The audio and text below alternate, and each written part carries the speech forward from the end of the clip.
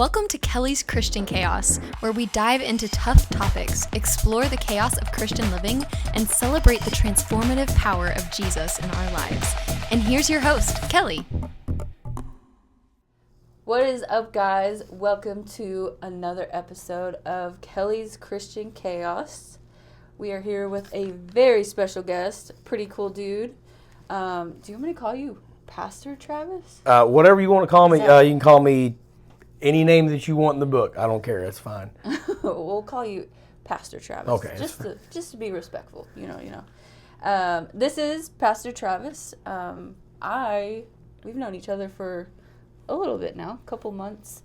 We actually we met at one of Seventh Day Slumber's concerts in Fort Smith. Yeah. I was going around bugging people about coming to our concert. Yeah. And that's where I met you. Yep, and I was like, oh, another concert that's like 20 minutes away? Sick. So started talking to him, and, you know, he kind of told me what he did at his church, and I was like, literally, that's my dream, to work with music.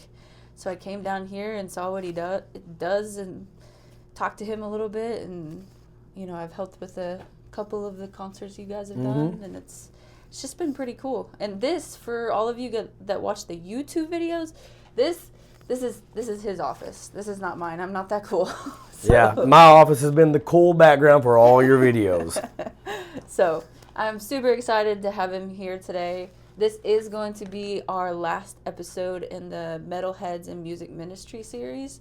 So we're gonna end on a really, really high note here. Last episode. Yeah. We'll probably do a double feature. Okay. Yeah, where I come back and interview more bands, because that's honestly been really fun to do. Yeah, and there's more coming. Yep. So, just saying. So, I mean, you know, we got to start off, before we get serious, we got to start off with some fun icebreaker questions. So I have no idea what these are. Yep. So I can't guarantee what's going to come out of my mouth here. It's going to be good. It's going to be good. Okay, let's try this. So, first question. Who is the best headbanger you've seen at one of your concerts? Probably Tucker Moore, little kid. Really? Little bitty kid. Yeah, he's like, I can't remember how old he is now. He's probably 10. Yeah. Well, no. He might be 12. Between 10 and 12. Anyway. No, he's definitely not 12. I don't know. Tucker, if you're watching this, I'm sorry. I can't remember how old you are. I don't remember how old he is. But anyway, he's loved concerts ever since he was a little bitty kiddo. Like probably 3 or 4 years ago at least. Yeah. And he's been coming to every single show that he can come to. And sometimes he's a little nervous about getting up and headbanging by himself. But if you get one person up there, he'll be up there headbanging with them. That's so amazing. Tucker Moore. So Keith and Erica, your kid's the greatest. Like the greatest headbanger ever. That's amazing. Sounds like my daughter Echo. I think, her first concert was Magdalene Rose, and she was 4 years old. That's an easy one to headbang at. And I have videos of her just headbanging. Yeah. Super cute. Now, I do have a video of my son when he was little bitty, and we was, I can't show you the video because you see all the dirty or clean laundry in the background on our couch. But Evan, he's now 12. He was probably 3, maybe 4 at most. And he was sitting in his chair with his bottle of milk. So that shows you how young he was. Wasn't like a baby bottle, but it was a sippy cup. Yeah. And so he's sitting there, and I Wait For You by Brian Head Welch, you know, with Maddie Montgomery in it. I had that song playing, and I cranked it up. And and Evan goes crazy. And I've tried my best to get that video through the veins to Brian. Don't know if it's ever actually made it to him or not. But if Brian ever sees that video, he's going to love it, and then maybe we can meet and hang out. But it's the coolest thing, because Evan is sitting there and he almost falls out of the chair. He starts headbanging so much when it gets to the part where Maddie's screaming in the song anyway. So that was a pretty good one. So my son Evan, but now he's not. Now he's like, at rock shows, he's too cool now. Oh, he's way too cool for school. Just sit there. I hope Tucker don't ever get too cool for school. Just saying. So. All right, next question. If you could have any animal as a pet, what would it be? A dog. I got one now.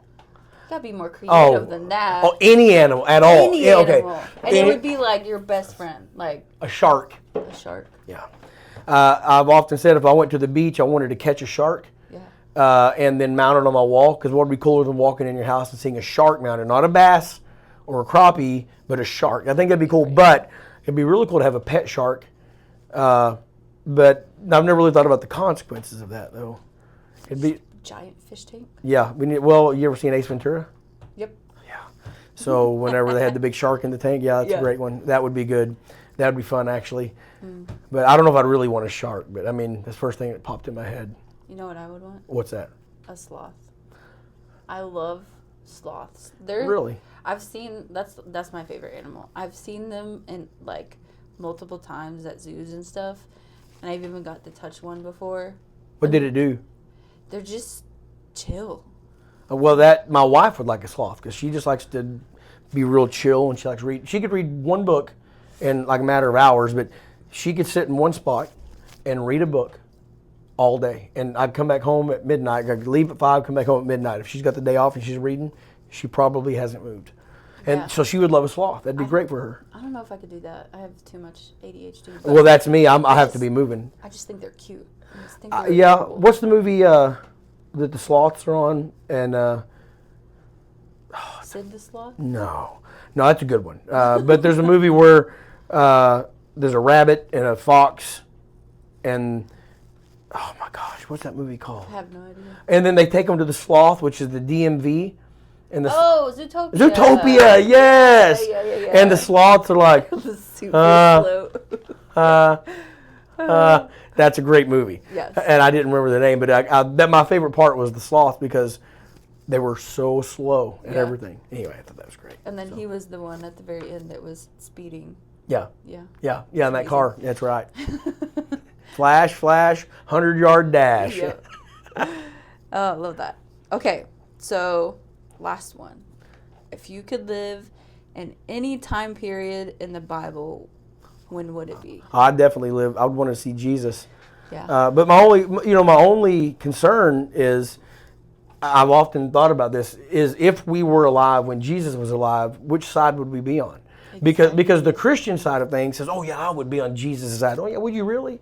Would you really? Because everybody was against him except the few. And so like if most people would just go with the flow, and so I would love to, knowing what I know now about Jesus. But if I didn't know, I'd be afraid I'd be one of the ones who didn't follow. Yeah. So I would only want to go back there if I knew what I know now. Like I know that he's the Messiah because, I mean, honestly, if we were alive back in the day, would we think he was a crazy? I mean, you know what I'm saying? He's coming claiming he's the Son of God, and then all the higher ups, the Pharisees and Sadducees are saying, no, he's not.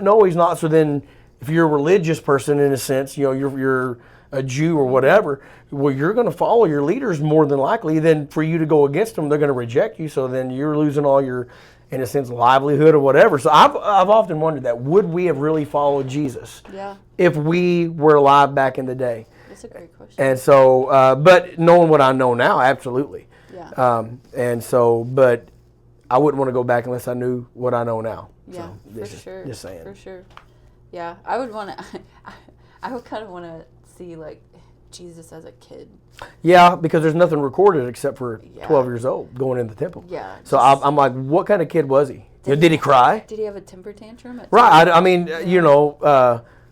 I could give a whole theology lesson on this, but I'd want to see what he's like, because he's perfect, and so he's got the nature of God in him, and so the nature of a kid crying because they get something taken away from them is selfish. Yeah. So did he have any of that? I don't think so, but I don't know. I mean, it's just crazy to think about. It's like, okay, this is Jesus, right? I would love to see that. So that's pretty cool. Yeah. Yeah. I'd like to see the whole life. Yeah, I would like to get to know his mom too. Yeah, she's really young. Yeah, she's like 15, 14. That's what I've heard. Yeah, like 14 to 16 years old. Yep, I've heard that. I've heard they believe she's just 14. like cultural things back in the day. So it's like a little kid, like a kid in the youth group getting pregnant with the Son of God. That's insane. Yeah, that'd be crazy. Crazy.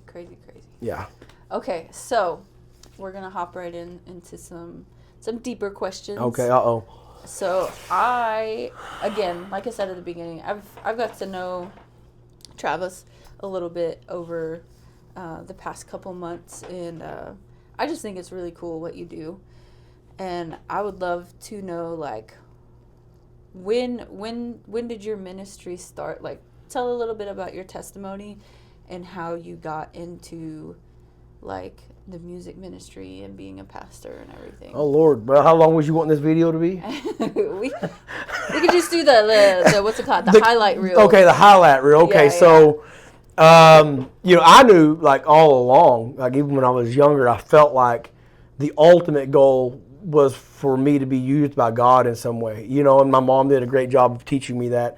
So out of high school, we started playing music. Me and a few friends of mine, we started playing music. We had a band called Prodigal. Then it turned into a band called Daybreak. Then a band called Fire and I. Then we quit playing music. But anyway, which if people are watching this video, if they know metal, the band Prodigal actually turned into the band Jonah 33.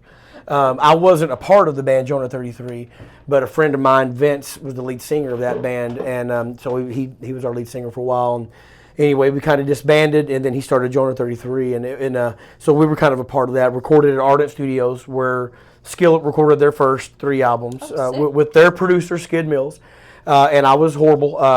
Skid made it very clear that I wasn't a very good drummer. No, for real.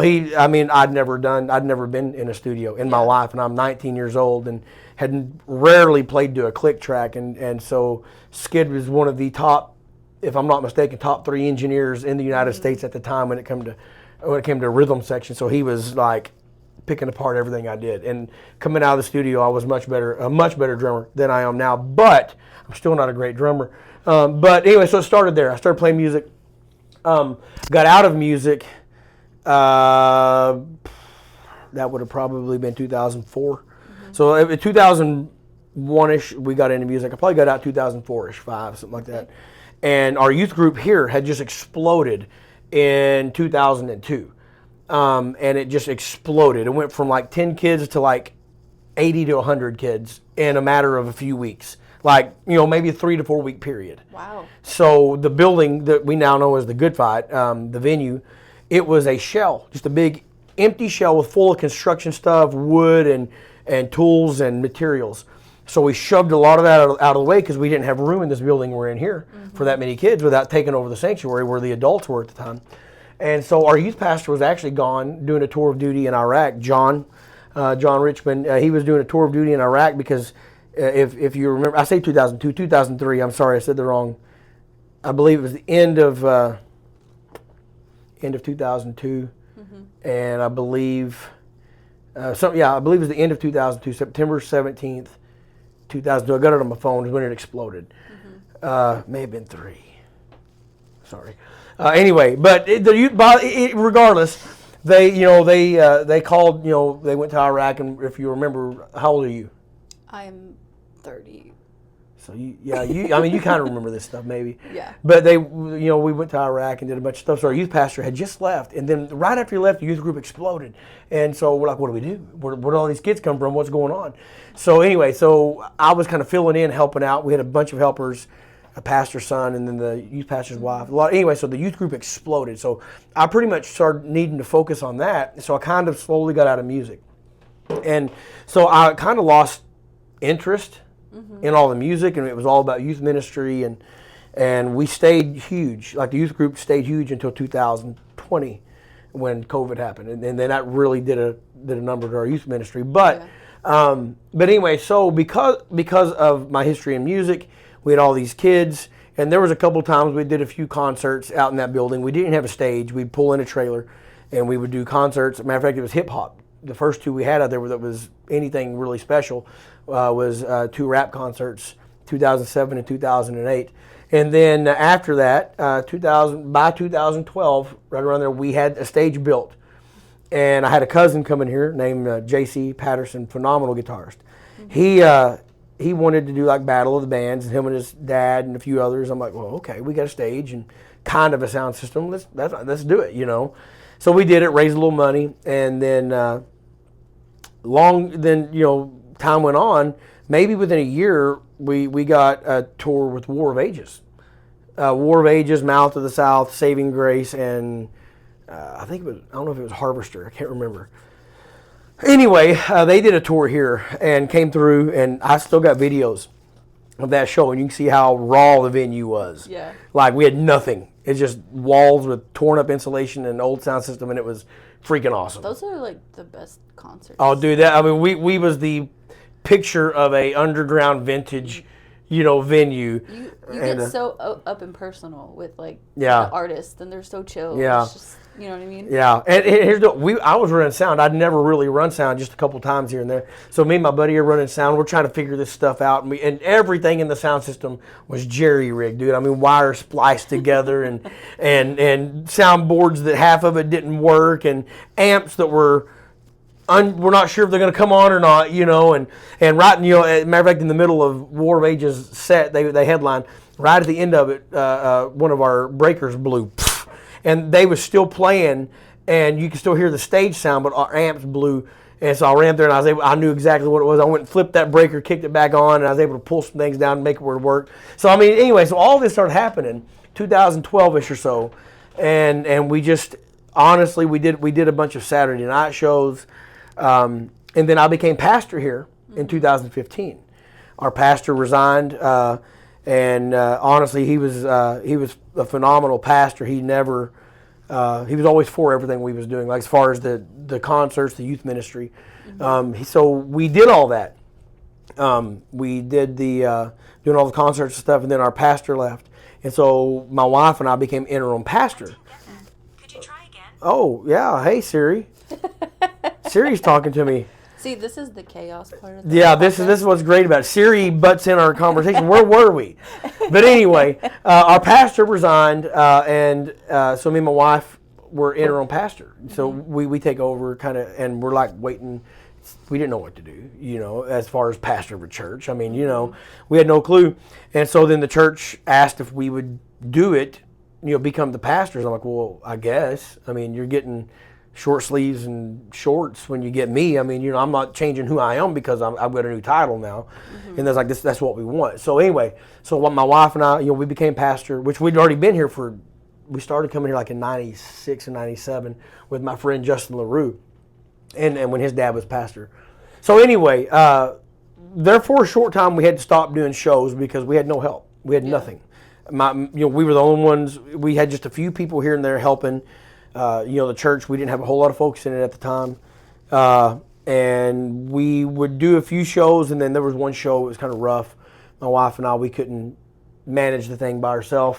And so we stopped doing shows for probably 6 months, maybe a year. I can't remember for sure. But what was funny is during that time of not doing shows, I all of a sudden started getting contacted out of nowhere by what I would consider bigger bands. Yeah. Bands like Spoken and at the time Ilya, which is Susie, started Zana. But anyway, different bands, and they were more like regional touring bands or even national touring bands. I'm like, why are they contacting me? Yeah. We're not even doing shows. Matter of fact, at the time, you know who Jason Wisdom is? Mm-mm. He's the lead singer of Death Therapy, which is they're a big band. So Jason, if you watch this, you guys are awesome, and you gotta give me a second chance. But anyway, so Jason he was the lead singer of the band Becoming the Archetype. Well, after Becoming the Archetype kind of quit playing, Jason was doing some solo stuff. I didn't know this. I didn't know his name. So he contacted me, wanted to do a show. I'm like, man, we're not doing any shows, sorry. And then come to find out, well, dude, that was, after Death Therapy came out, I'm like, wait a minute, that's the guy. Yeah. That's the guy. So his drummer had come here one time with Amongst the Giants. I'm like, tell Jason I'm sorry. But we didn't have any help during that time. So anyway, I'm really hoping Death Therapy will come here someday. But so we started doing shows again, but we started doing them on the basis of a Sunday night or Wednesday night because we did have some help in place. Yeah.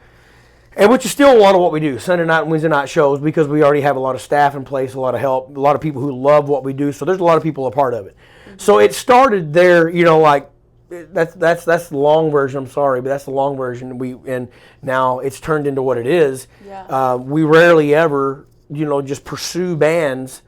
It was a freaking awesome blessing to me. Brutality was here a couple years ago, the first time they came, And I was, all the way from New York area. I'm like, thank you guys for coming. They said, no, thank you. I'm like, no, man, thank you. So it's like, thank you, thank you. And it's like, and I was like, man, how did you guys hear about us? Like all the way here in Huntington, Arkansas, we got 400, maybe 500 people in our community. Yeah. I'm like, how did you hear about Huntington, Arkansas? And they're like, oh, you can't get on any of these, whatever you get on, whatever bands do to get, whatever they're, I don't know what they talk on. They said, you can't get on any of these things without hearing about the good fight in Huntington, Arkansas. I'm like, That's what? amazing. I'm like, what? And so anyway, they've been back now. They've been here 3 times since, or 2 times since that first time. So anyway, it's been a cool ride. Like all the years of playing music, wanting to connect with people. Now I have these connections with these people who I like looked up to.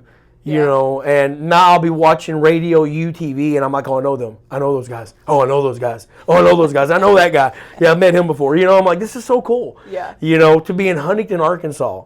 And but I do feel like it's God is using this because God showed me when we became pastors, even before, that we became pastors, that this church was going to impact the world.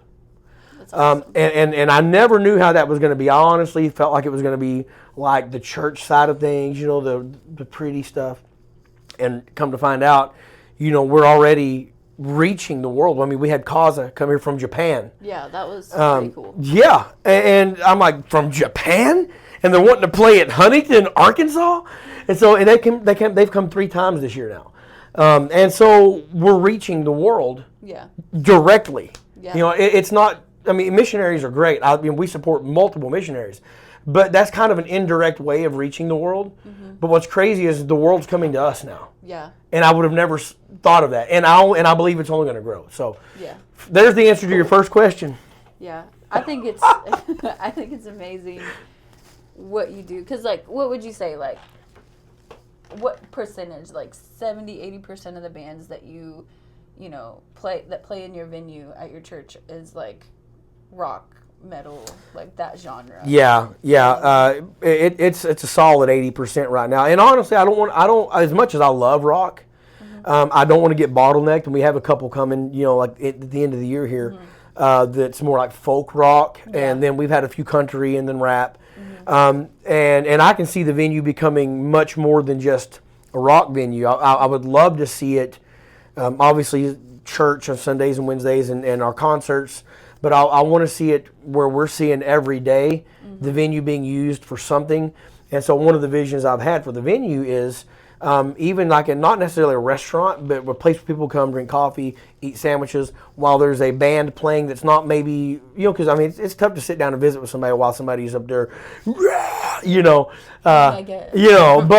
I would like to have other artists be able to come through and play while we're doing other stuff, while we are, feeding people, whatever. I'm just saying I have other ideas, but yeah, right now most of it is rock, metal, whatever. Yeah. So I think it's just, obviously, if you've watched any episode of this podcast, you know that I have a real heart for, metal, rock, Christian music. Rock and roll. And it's just being in the realm of ministry and being in the church.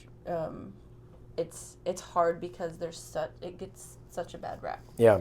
And it's just man, I'm telling you, Seventh-Day Slumber and Magdalene Rose are some of the most genuine, kind-hearted, Jesus-seeking people I've ever met. Yeah. And they get judged so harshly because of their looks and their style of music, and it's heartbreaking sometimes, And I'm sure you've seen that with so many other bands and everything, and to have a place where, these people can come and they're they can share their music, and one of my heart is to reach the lost, to reach the people that don't know Jesus, and some of those people listen to that type of music, and it's just such a good in for them to hear.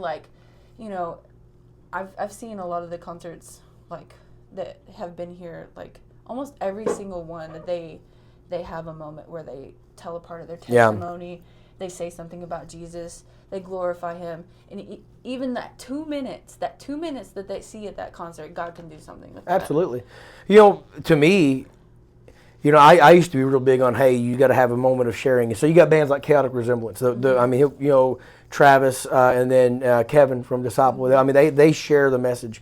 But then there's other bands, you know, and I've talked to a few of them, and they said, we don't want to do that. We don't feel called to do that. We're not preachers, but by our lives, lived around people. Yeah. And by our testimonies when we're talking with people, and by the music. Yeah. And which is fine. And a lot of people want to judge, but a lot of people don't realize there's way, you know, I can't remember which minister it was. And I feel horrible for not remembering this because it was a pretty famous minister back in the day, you know, like a John G. Lake or something. You know, somebody who's a big name type older guy. It wasn't John G. Lake, but and he said something like, you know, preach always, and when necessary, use your mouth.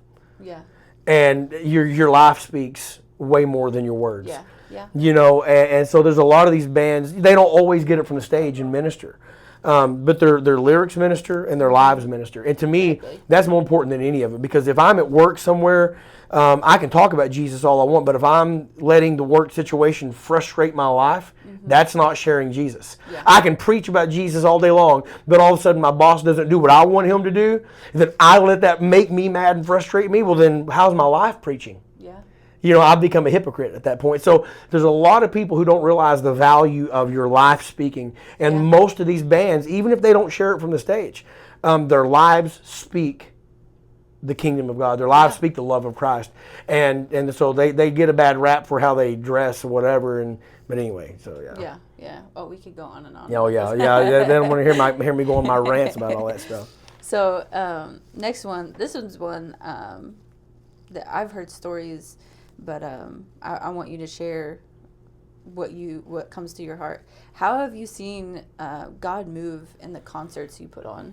Well, most of the time there's an indirect move. Now I have seen God do, you know, one show in particular. I remember because we will allow some secular bands to come play as long as they're clean. They understand that it's a church, it's a godly environment, whatever. And as long as there's no violation to that. But there was one in particular. We had a band that wasn't Christian, and they played, and I got up and I shared a little bit of the gospel right at kind of during the show. Maybe I can't remember if it was at the end. It's been some years ago. Anyway, the secular band that played, every single one of them responded to an altar call to come to know Christ. Every single one of them. That's amazing. And so that was a direct one, but most of it is indirect. And honestly, what happens is that it takes time. So what I've noticed is this church is still reaping fruit from shows that happened 6 months ago to a year ago. What happens is there's people who believe in what we're doing, and they come to be a part of what we're doing. Yeah. And so, you don't always see them say a prayer, which I could get off on a tangent on that. The sinner's prayer is not even in the Bible. It's not there. I mean, we lead people in it all the time, and you can't find it anywhere in the Bible.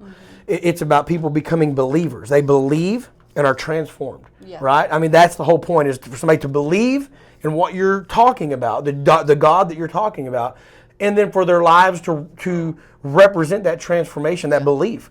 And so that they become transformed because they believe. You know, on the day of Pentecost, when Peter got up and preached, 3,000 became believers. Yeah.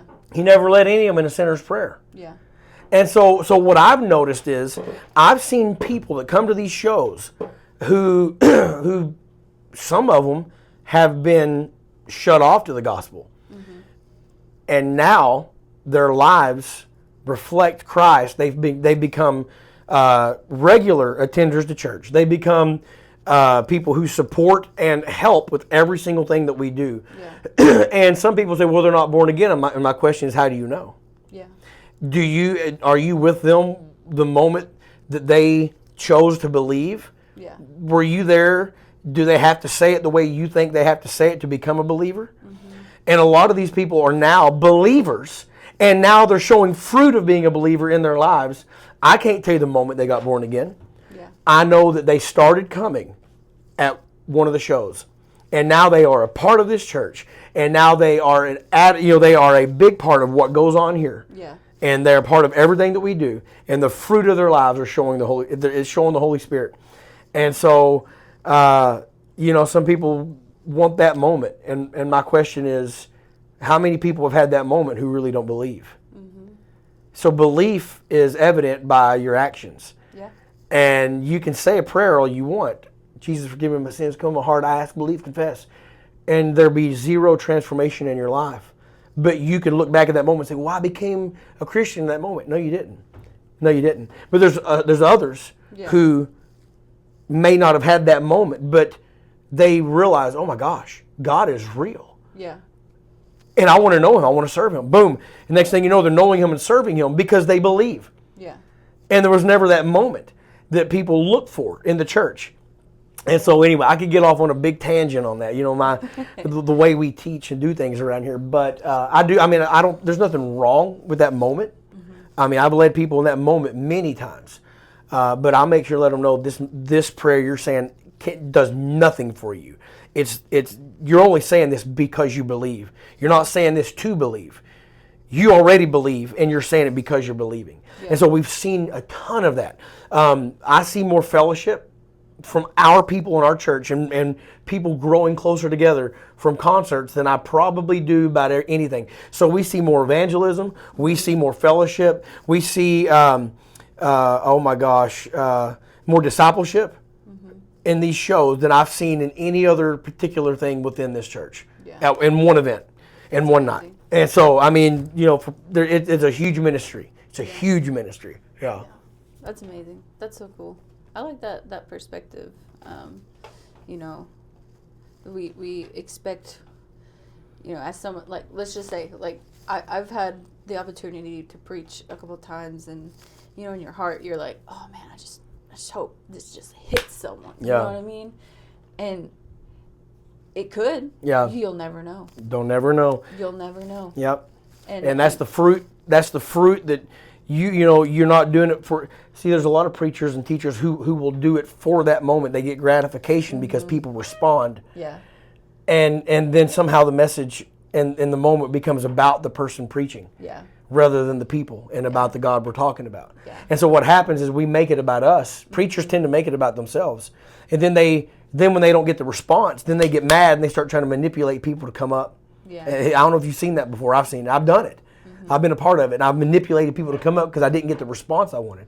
If you're confident in who you are in God and you're confident the words you spoke was what God wanted, you know that it's going to accomplish what it needed to accomplish. Yeah. And you weren't doing it for a response. You were doing it for His glory and for them to become transformed. Yeah.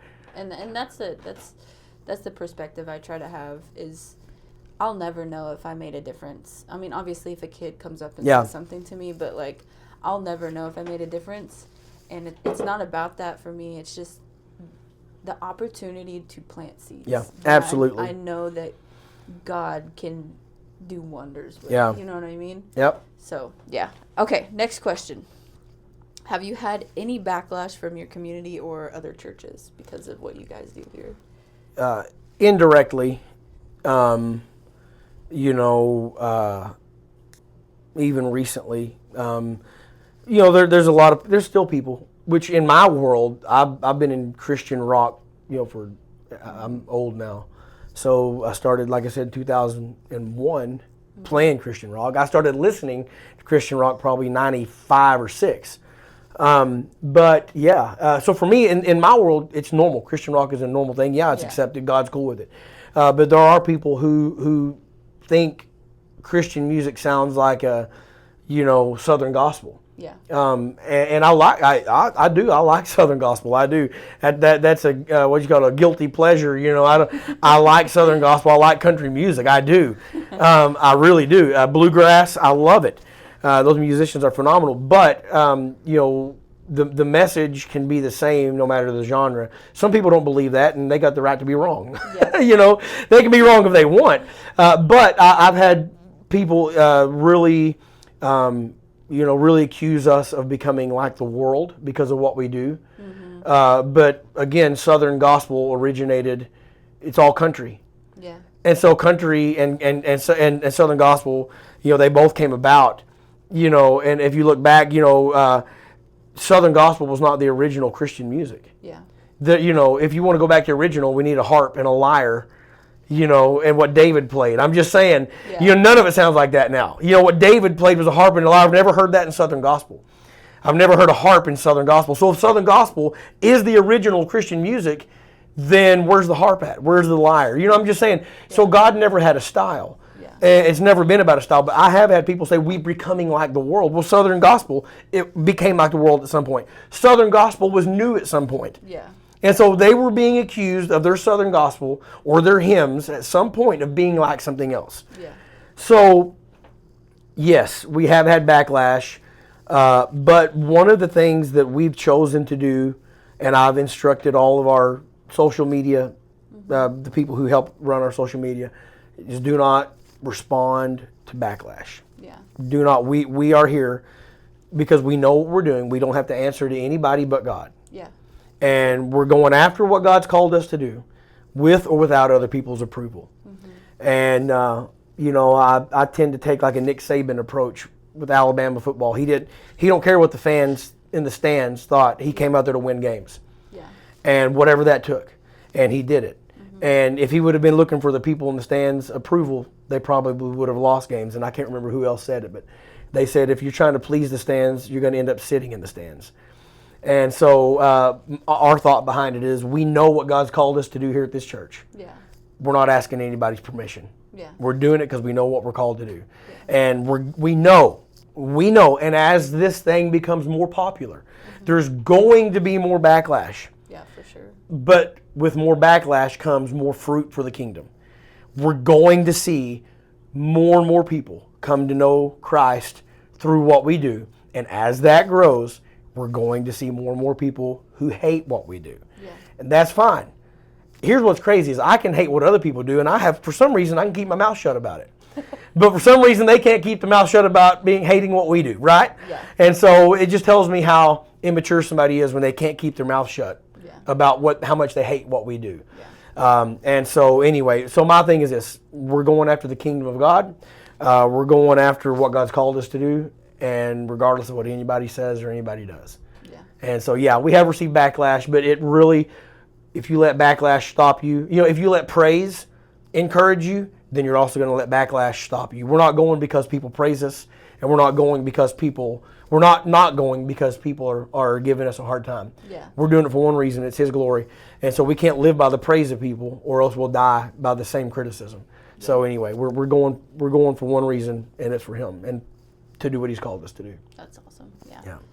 And like, I don't know, something you said just made me think of this. Like, everyone has, like, when you like surrender your life to God and everything, He changes you, but like you have those passions and desires and everything for a reason. Yeah, you know absolutely. what I mean? And He equips you and He develops them and everything like that. And man, we're all like, is it 1st or 2nd Corinthians where it talks about the spiritual body of Christ? Like, we're all 1 Corinthians. Yeah. I'm actually studying that's 12, and then yeah, and like it talks about like, dude, we're meant to be different but united. Yeah. You know what I mean? Yep. Like, there needs to be a country good fight. Yeah. You know what I mean? Exactly. There needs to be like there's all different kinds of music because there's all different types of people that like different genres and everything. Yeah. I've often said we are the armpit. We're the good fight. We're the armpit of the body of Christ. I could see that. We're needed, though. The armpit's needed for something. Yeah. I don't know what for, Yeah. But yeah, I love that. That's amazing. So, one more question. How can you encourage other churches to bring all genres of concerts to their church? And as far as encouraging, there's fruit from it. If you're wanting to see fruit in the kingdom, you're often going to have to get away from what you like. Mm-hmm. You know what I'm saying? Like if I stuck with, that's why I said I'm wanting other genres to come in. Because as much as I love spoken and all these bands coming through, brutality, they're coming in and they're just, melting your face off with guitar all night long. As much as I love that, I realize there's more fruit can be produced when it's a more eclectic, style coming in. And so for me, I'm not just doing it because I love rock. That just happened to be the way the door's opening. Mm-hmm. That was the open door. And now that door's opening, and we've made a bunch of connections. I do believe we're going to start seeing a lot of other genres come through and stuff that's probably not my style. Yeah. But the bottom line is it's going to produce fruit. Yeah. And so, like I said, I want to put together a bluegrass concert, and I want to do it as a fundraiser because here's the bottom line: old people like bluegrass music, and old people have money, and so we want to do a bluegrass show and do it as a fundraiser to finish our venue, to keep things going out there because we got a lot of work we need to get done out there. And so I've thought about that. We need to get a bluegrass, which I do like bluegrass a lot, but we got the perfect setup. We got a big stage, a big area, plenty of people can fit in that building. It'd be awesome, So that's just, I want, the more genres, the more fruit, the more people, the more eclectic you are, the more people of different styles and opinions that can come together and not get mad because this person, has orange hair, and then this person has their hair up in a bun with no makeup. Yeah. As long as they don't get mad at each other for their styles, and they can get along and work for the same thing, that's what we're going for. Yeah. I don't care if grandma, her style's not orange hair. I don't care if your style's not grandma's style. As long as we can work together for the same thing, that's all that matters. Yep. And that's whenever y'all two start having a problem, that's when I have to step in and say, listen, y'all both wrong, hush, But you see what I'm saying? We got to get off this idea that it's got to look like the modern worship, because the modern worship style is going to change. The Brandon Lakes, the elevation worship, the Bethel worship, that's all cool, I love it, but that's going to change in 10 years. Yeah. The style is going to change. It's going to be something else, and that's the next big thing on the radio. So quit trying to be like whatever, and just let everything, all styles are invited, all styles are welcome, but when you bottleneck yourself to one style, you're only going to be able to produce fruit in one area. Yeah. So you've got to be open to everything God's doing. As long as the message doesn't change, as long as there's no violation to the Word of God, and the message is lifting up Christ and spreading His Word the best that you can through the music, through the message, through the way you live, then it's everything goes as long as it doesn't violate the Word of God. Yeah. That's my thing. You show me the Word of God where this is wrong, then we'll stop. If you can't show me, then hush and leave me alone. Yeah. Yeah, that's awesome. I've had this dream for, it's probably been like close to 2 years now. And this was before I knew what, I'd never heard of, what is it called? Jam Nation? Have you heard of that? I haven't heard of that. I'm hearing something new. What is it? Okay, so it's this big concert that they put on, and they bring in all genre of nice Christian music. Somebody took my idea. They have skillet, they have like rap, they have the popular, they have worship, and they bring it together and it's usually like super cheap. It's like donation. Yeah. So it's not like Winter Jam, is it? Winter Jam. Okay, I've heard of that. Yeah. I was like, what's Jam Nation? Hey, that could be a new thing. We could do Jam Nation. Yeah, that'd be cool. This is dyslexia at its finest. It's okay. No, it's okay. We just came up with a new idea right here. Of course, this isn't on the air, but it's going to be whatever. Yeah. So you're catching it, as we're going here. So Jam Nation. So Jam Nation at the Good Fight. All genres. There we go. We'll do it. But see, dude, going to that, and I heard about it because last year Seventh Day Slumber. Mm-hmm. They played at it. They played at it, and so I went, and it was amazing. It was so cool. They had a bigger screen there than they have whenever they tour. Yeah. That screen was like 10 times the size. The one they tour with is huge, I thought, until I saw the one at Winter Jam, which I didn't go. I saw videos, and I'm like, I guess they didn't have to put up their screen for this one. But it was just so cool to look around, and you can tell some people were here for different people, like Lecrae, and you know what I mean. And but I looked around and I was like, this is what the body of Christ looks like. Like, this is so cool. And music is so important to me. And in this day and age, music has a chokehold on our youth. Yeah. And it's not the popular music, it's not even hiding bad messaging anymore. No. And it's just blatantly out there. And if we can get the youth and young adults and people my age to realize, dude, there is good, godly Christian music that does not suck in every genre. Yeah. See, I grew up in a time where some of the early Christian music, the production was horrible. Yeah. and it sucked. I mean, and nothing bad to any of those artists. You all had what you had. Yeah. I mean, you was working with $10 and a drum machine. I mean, I'm just saying there was no funding for it back in the day. I mean, people didn't see it. DC Talk was the best thing going at the time, and I mean, they kind of paved the way for a lot of Christian music. And you had some stuff before them, but I just remember growing up at a time where there wasn't. Christian rap was cheesy. Yeah. You ever see those videos on Facebook or something, and you got that. Anyway, I can't say it. It's a funny video, but dude wearing a suit, talking about Jesus is his homie, but he uses another word. But anyway, you see that kind of stuff, and that's kind of how it was. I was like, dude, this sucks. I'd pull it out, I'm like, I'll go back to listening to Snoop Dogg or something, but because it sucked, but anyway, so now you actually have. I mean, it's well produced. I mean, there's a lot of money put behind the Christian music industry, and so now things are good. I mean, dude, I was listening to Zana's newest song, and the production's phenomenal. It's phenomenal, and so you're not worried about this cheap junk anymore. It's good. It's good.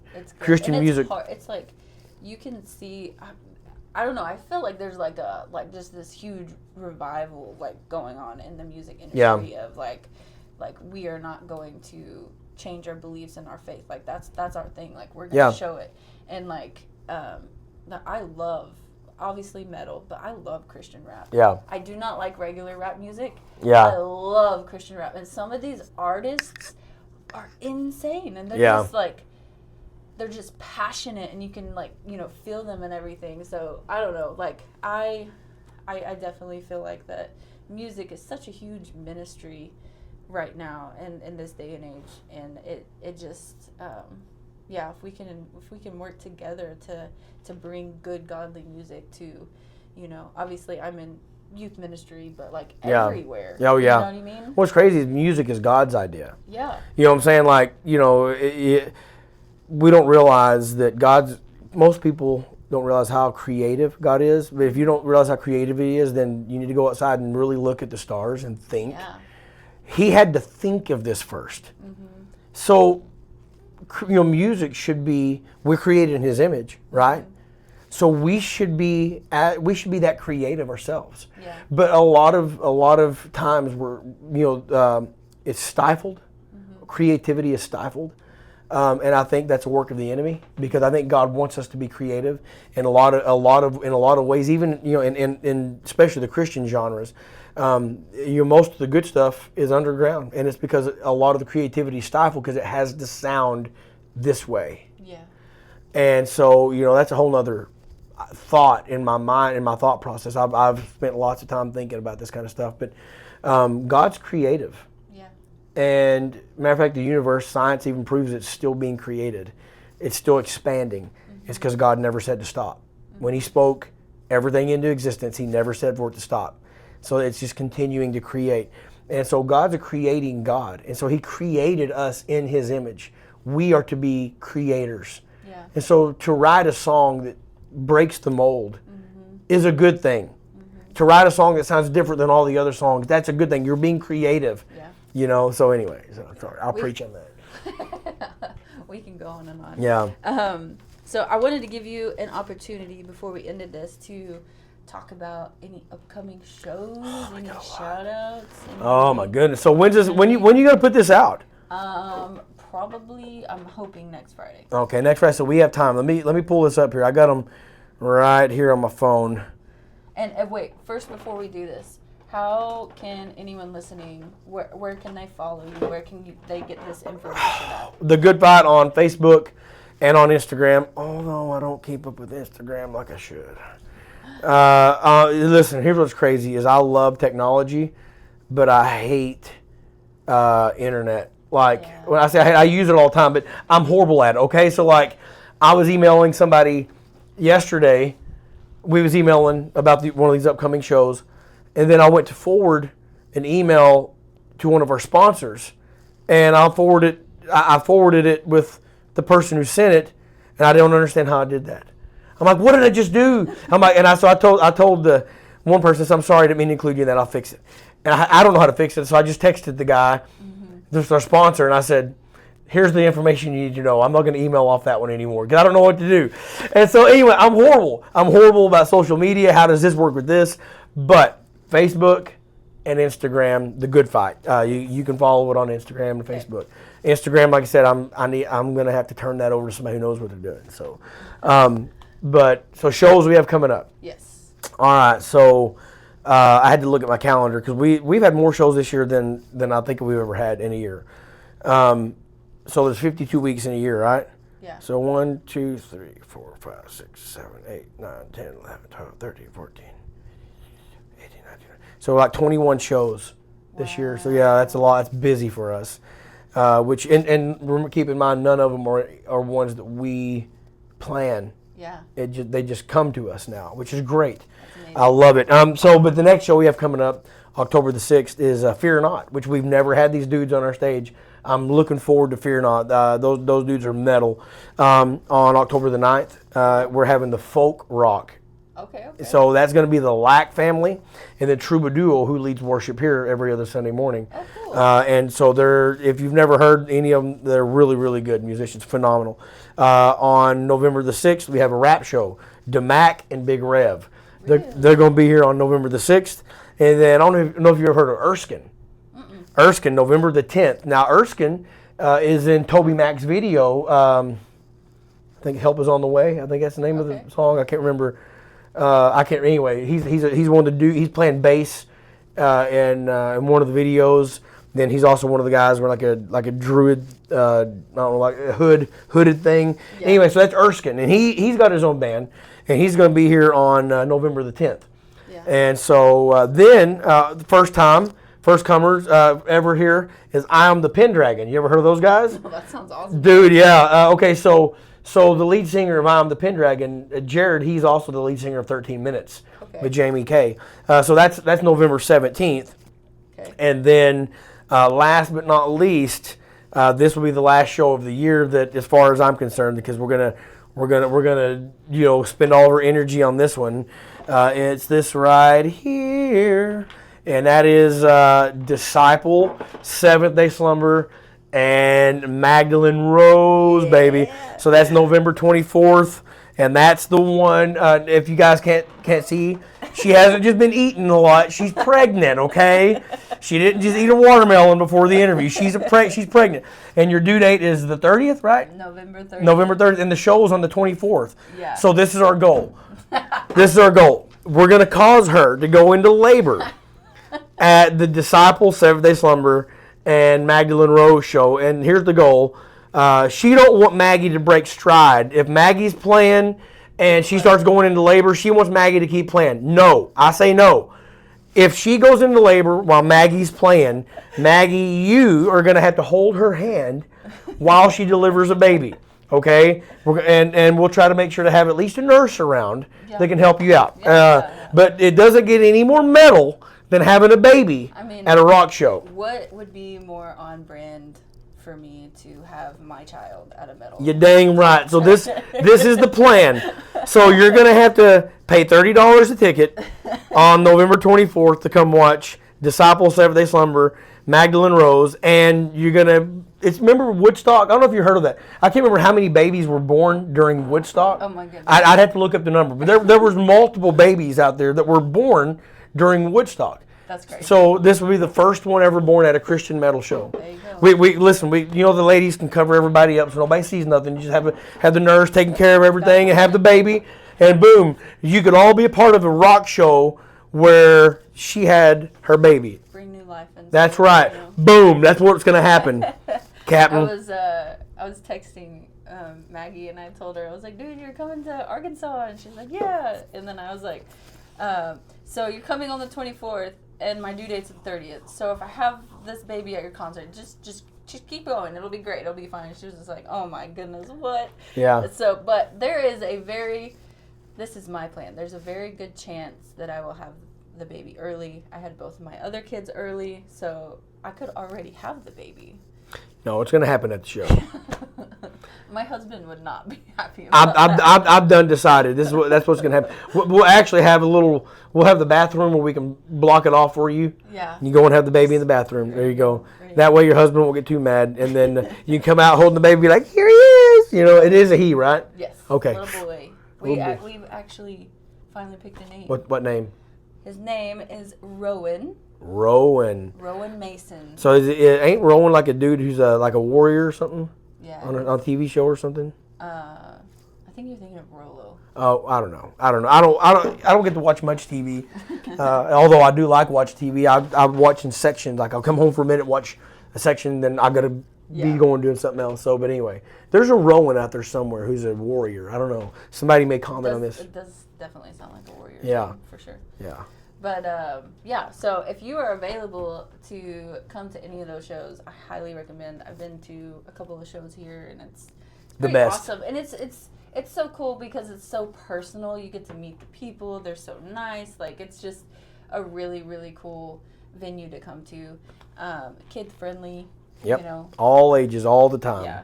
So we're super excited. Again, the last show of the year is going to be pretty insane. Yeah, we got a lot of work to do. Yeah. I got a lot of work to do. So if you want to come out and help too, like, you know what I mean? Got a lot of work to do for that So one. I don't know, most of the people on here know, we're Arkansas.